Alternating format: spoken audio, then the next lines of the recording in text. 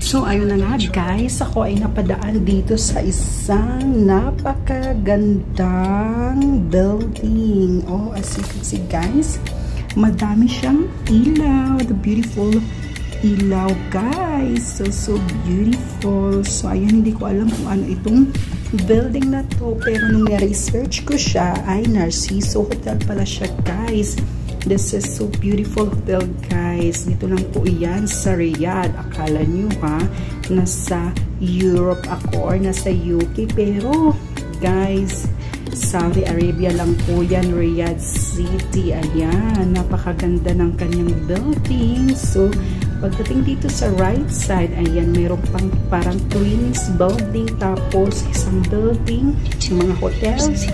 Tapos, doon na dulo po ay isang iconic building po siya na Kingdom Tower. Ayan, nakikita niyo po yung parang may butas sa taas ng building. Yan po ay Kingdom Tower. Ayan guys, so beautiful. Ang ganda ng mga buildings dito. Ang ganda ng mga hotels. So marami siyang ilaw. So ayan po, paggabi dito along Oleya Road, Riyadh, Saudi Arabia. So dito po ay paikot na po ako dyan, papunta po ng King Fahad Road. Ayan guys.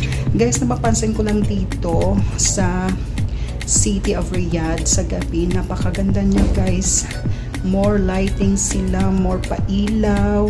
Ayan guys. So, nakakainggan nyo ditong magbiyahe, maglakad, mamasyal kasi maraming pailaw guys. So, beautiful guys. Ayan.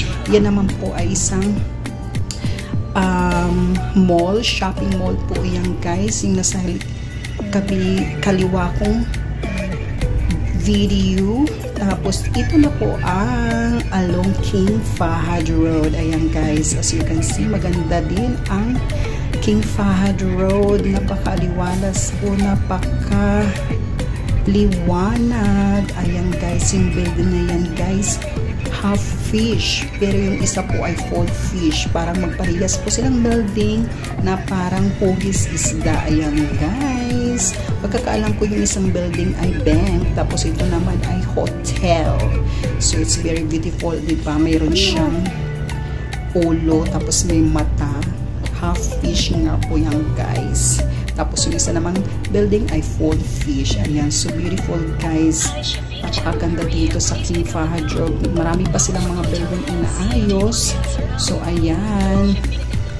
Pagdating naman po dito ay nakikita niyo naman po ang iconic ng kanilang building dito sa syudad ng Riyadh, yung Kingdom Tower. Ayan. So dito guys, isa na naman po magandang building. Spiral building po ba ang tawag dito?